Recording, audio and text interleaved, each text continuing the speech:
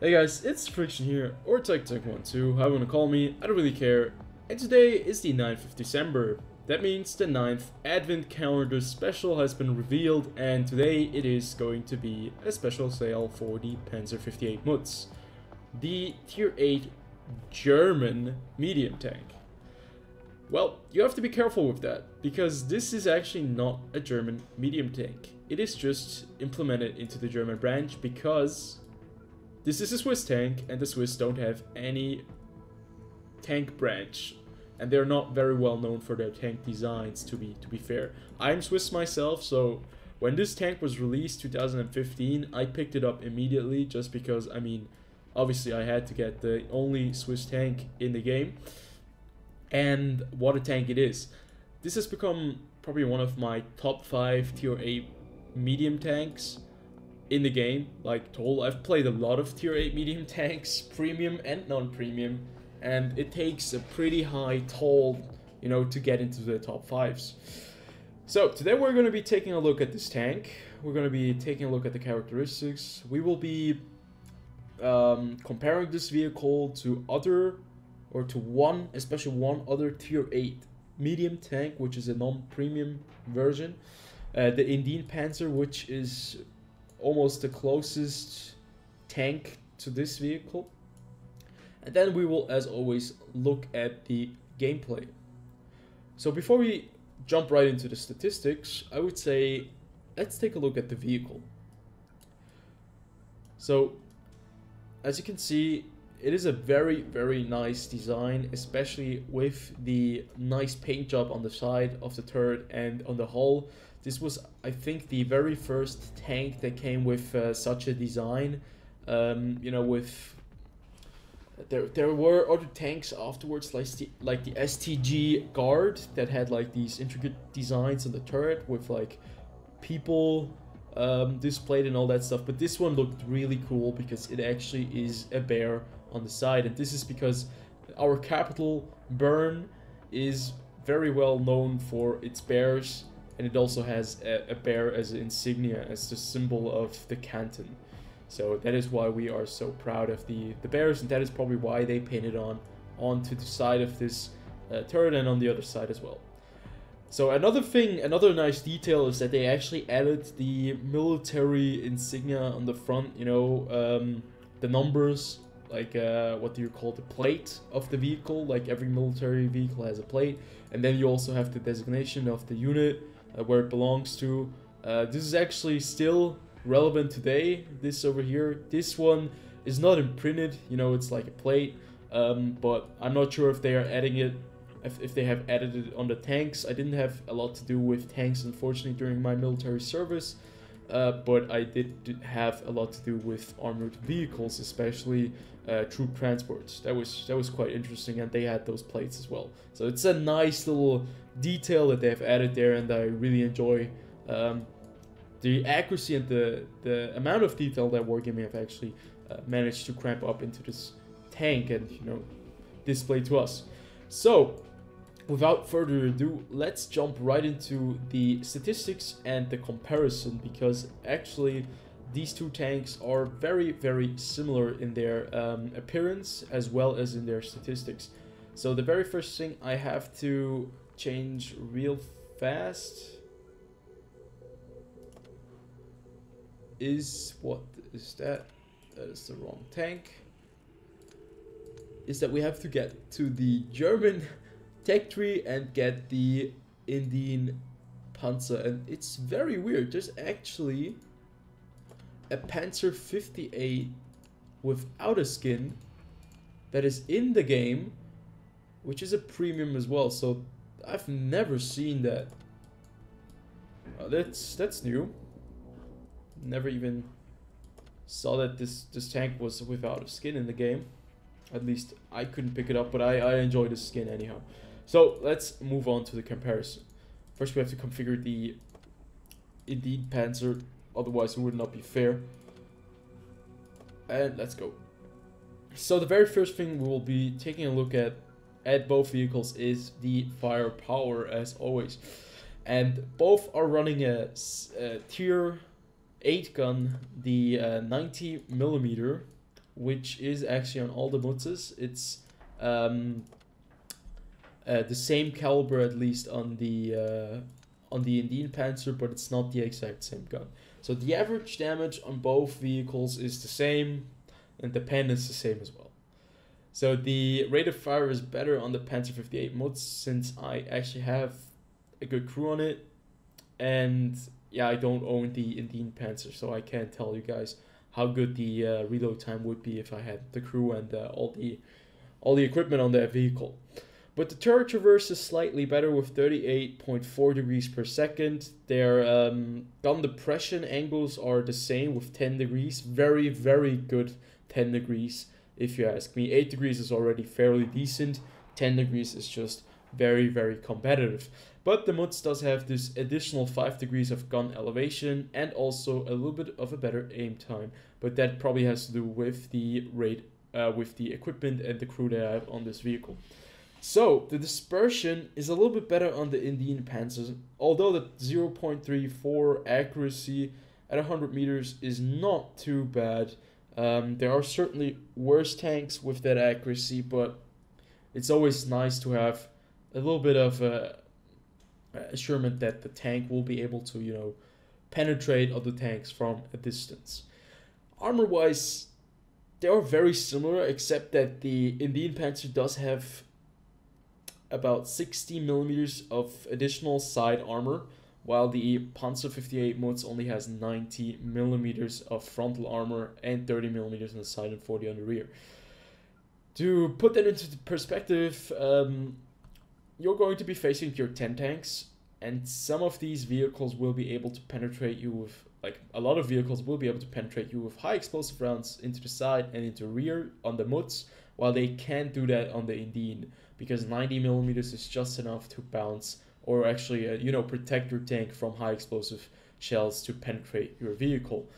But the 90 millimeters on the front, it's not very competitive at tier 10. It does have a nice welded, you know, a rounded hull shape, but that's not going to stop them from penetrating your top part of the tank. It's not angled enough. It's kind of squishy. It's a squishy tank. Don't expect to be bouncing a lot of shells. So the turret armor, on the other hand, is better than the Indian Panzer. This allows you to, you know, be a little bit more aggressive in hull down positions than the Indian Panzer, but at the same time, 120 millimeters of frontal armor is not something you would write home about. And in the end, they're very similar in both aspects. It's just the Indian Panzer does have a little bit of a better survivability rate on the side, like once this tank gets flanked. And the Panzer 58 Mutz does have a better time in a ditch where it can use its turret more effectively. So regarding mobility, the specific, actually that's not too important. What's important is the top speed. Top speed on both of these vehicles are similar but not identical. You have 50 kilometers of top speed going forwards with the Panzer 58 Mutz, which is fairly decent at tier 8, and 55 kilometers of top speed going forward with the Indian Panzer. But you have a much better traverse speed with 48 degrees per second on the Mutz, with just 39.63 degrees per second on the Indian Panzer. So you'll be able to turn your hull around much faster than the Indian Panzer. Thus, I would say it does alleviate the 5 kilometers that the Indian Panzer has, and you know that we're missing over here. But that's nothing too big to worry about. What's much more important, in my opinion, is spotting and concealment. Both of these tanks are very similar in their ratio. Obviously, the Panzer 58, I do have camo on it, I have a good crew, so you can't really compare those two numbers, but it does have a much better signal range. The Indian Panzer has a signal range of 720 meters, while the Mutz only has a signal range of 570 meters. And that is actually one of those historical accurate depictions, because the Swiss tank, with its radio back in the days, it had a huge problem. This tank, the Panzer 58 Mutz, which actually was running with a 90 millimeter gun, also had a configuration of a vehicle with a 20 pounder gun and then a vehicle with a 105 millimeter gun. This tank was produced 1953 throughout to 1964. It stayed in active service. And there was the Panzer 61, which had a 105 millimeter gun, which had a massive flaw, and that was when you were trying to actually turn up the heat in your tank, you know, with the heater, you could accidentally fire your main armament. They found that out when they were, you know, I think, I'm not even sure, while they were on a training session, somebody turned up the heat and they fired an accidental shot out of the gun. And there was a massive flaw. Obviously, you do not want to fire the gun by accident in any kind of way.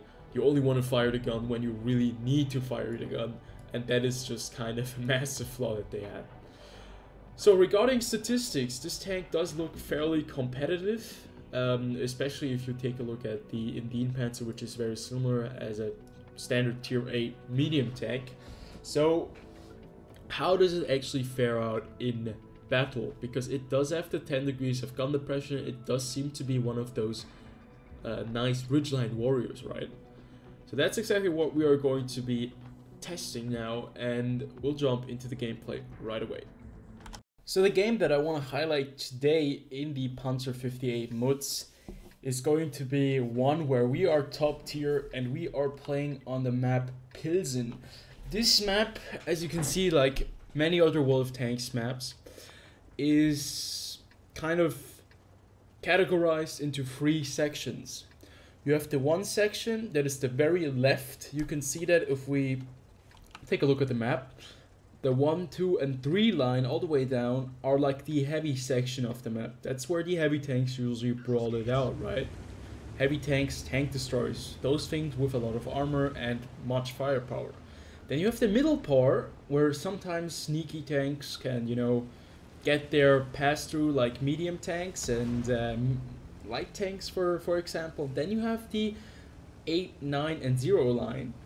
The big open area where the faster medium tanks, where the light tanks can actually, you know, fight it out and try to win one kind of big advantage over the enemy, you know, push one of the flanks. That is a very common World of Tanks map design. If you take a look at certain maps, you have that in almost every World of Tanks map. The very first map that comes to my mind immediately at the beginning is Himmelsdorf, where you have the higher level, then you have the alleyway, you know, then you have the middle part, which is very open, just like here, and then you have the big outside part with the tracks. Then, for example, you have Lakeville, right? Lakeville is also like middle. You have this one pass through and a big lake in the middle. Then you have the city on the right side. You have the big outside area on the left side. So they always have kind of a similar way of designing these maps. I just want to point that out. That's what I've noticed. But back to the Panzer 58 Mutz. As you can see, we decided to actually keep it more to the center and to the left side of the map, like to the medium part of the map, because our heavy tanks did not immediately go to the city part, the 1, 2, and 3 line. We kind of completely abandoned that, but we managed to overthrow the entire 8, 9, and 0 front with our light and medium tanks. So since we're top tier in this tank, there are quite a few vehicles that we can easily penetrate with the 212 millimeters of penetration. As you could see right there, we were able to take out the Scorpion G fairly early on in the game. Very, very dangerous tank because the player was AFK. And we were able to finish off the the T-34-2GFT.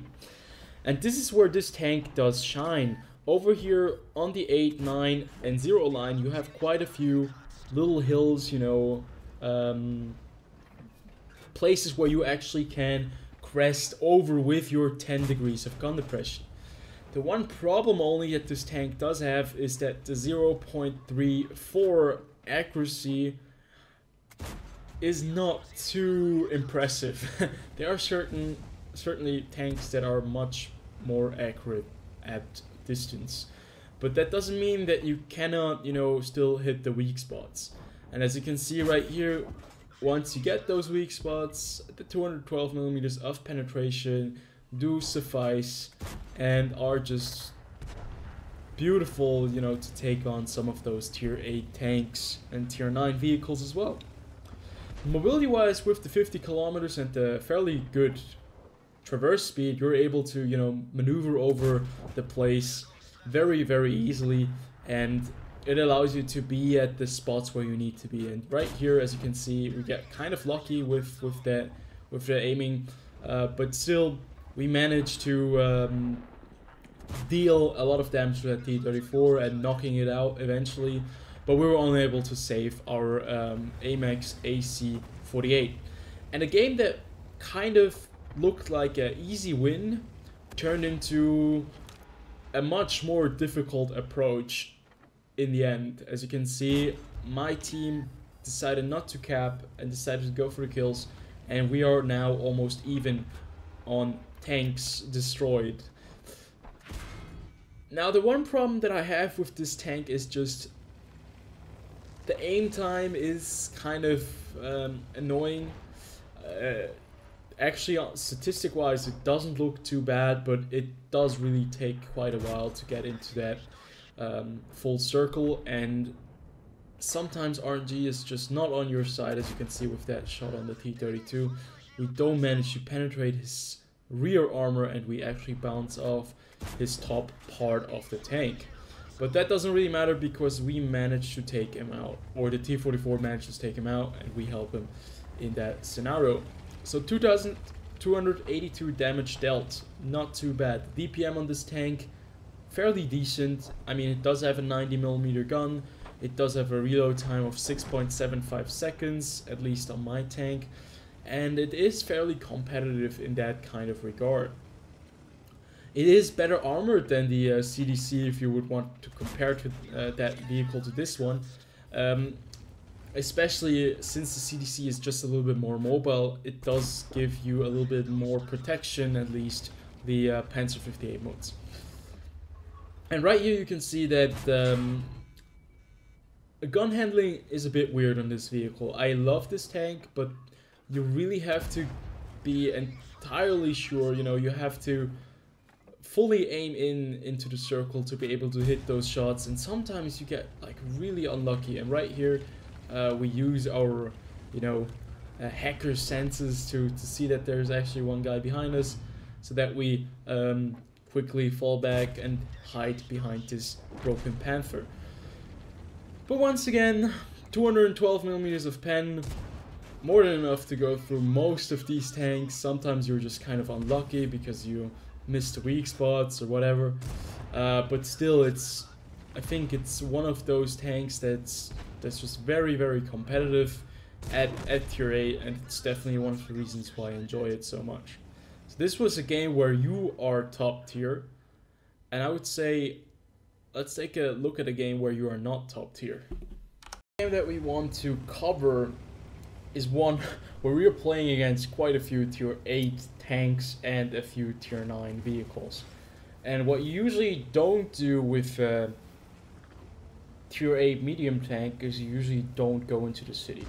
That's not what you should do, but that's what I still do on this map. I do it every time because I don't really see the strategic value of the field when there are a lot of tank destroyers on the enemy side, because you can easily get picked off while driving to one certain location because there are just not enough bunkers out there to cover your advance. That is one of the things that I really don't like about this map. We are playing on Siegfried Line, and it's just not something that I really want to do in my medium tanks. What I much rather do is be an aggressive medium tank in a vehicle that has 19mm of hull armor on the front. Let's see how that plays out. Now, obviously, maybe this position is not one of the best positions for Panzer 58 Mutz, but I do enjoy, you know, being kind of aggressive in this, or in general being aggressive in my medium tanks. It's a much more enjoyable style of play that I enjoy much better than, you know, sitting around somewhere and doing nothing. So we are facing our first real challenge here, and that is a KV-5. A KV-5, a fairly heavily armored tier 8 Russian heavy tank, a premium one of course, and one that does not have very good pen. But still, our armor is not good enough to, you know, withstand those shots from that KV-5 because it's still strong enough to penetrate us easily. And he did prove that to us in the first few seconds we were at this position.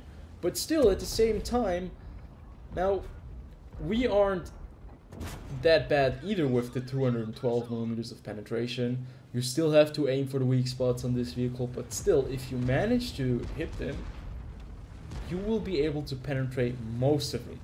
212 millimeters of penetration is a very, very nice leeway for a tank, you know, that is kind of based on accuracy and mobility, since it's a medium tank. It does not sport, I don't really have the feeling that it sports the same accuracy that the AMX CDC has, but, you know, you can't really be sure once, unless you are fully aimed in. Like, if you are not fully aimed in and then you take a pop shot, this is one of the tanks where you really get a penalty for not fully aiming into your tank. You know, with your vehicle. That is why I started to, you know, play a bit more cautiously in shooting, at least with this vehicle.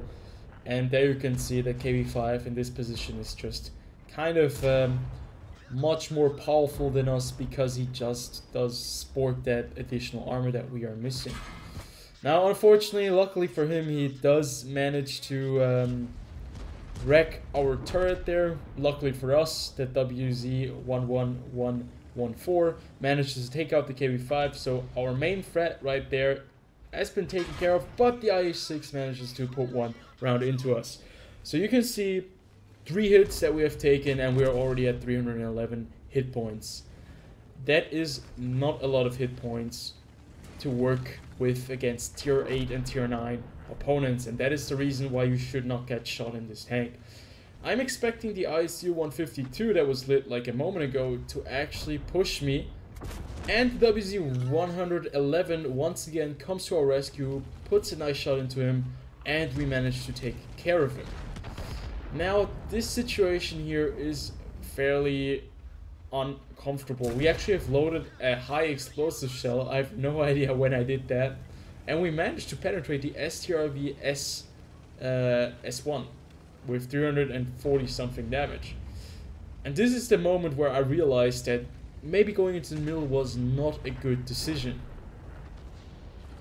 As you can see that the convoy is coming around the corner, we managed to penetrate him still nonetheless, but he does finish us off, leaving us at 2032 damage. And you can see that I'm quite upset that our tank destroyers are on the fields, or in the field, and not in the city. Where it actually should have been vice versa, you know, me in the field and they in the city. But that doesn't really matter right now, because all that matters right now is that our tank destroyers managed to get into the city and take care of the remaining few tanks that are there. So it's a 3-on-5 situation.